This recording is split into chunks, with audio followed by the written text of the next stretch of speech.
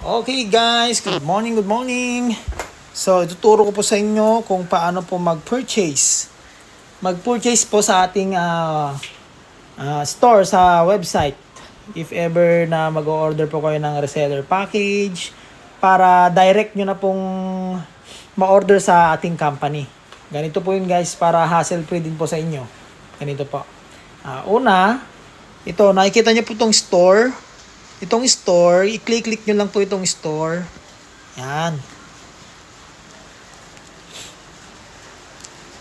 And then, ganito pong lalabas.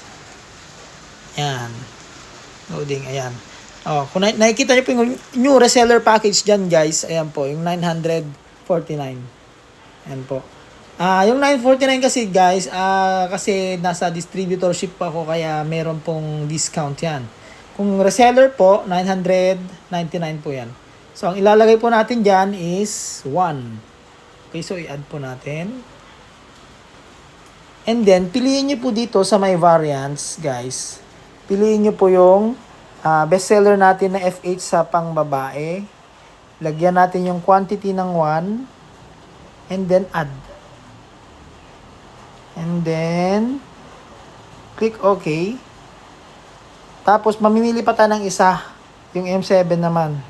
M7, and then, okay na yung 1. Click lang natin yung add. And then, okay ulit. So, dalawa na yung perfume niya. Dalawa kasi ang free ng reseller package natin guys. Dalawang perfume ang free niya. Bukod sa reseller kit. And then, after nyan, click lang po natin yung confirm. And then, click OK. And then, punta tayo sa pinakababa. Ayan. Sa pinakababa, matik na kasing may nakalagay na yung mga name number natin dito. Province, city, barangay. Fill upan nyo lang po itong payment type. Yan po. Yan, payment type if cash on delivery. And then, dito sa may delivery mode, standard delivery po siya. Okay.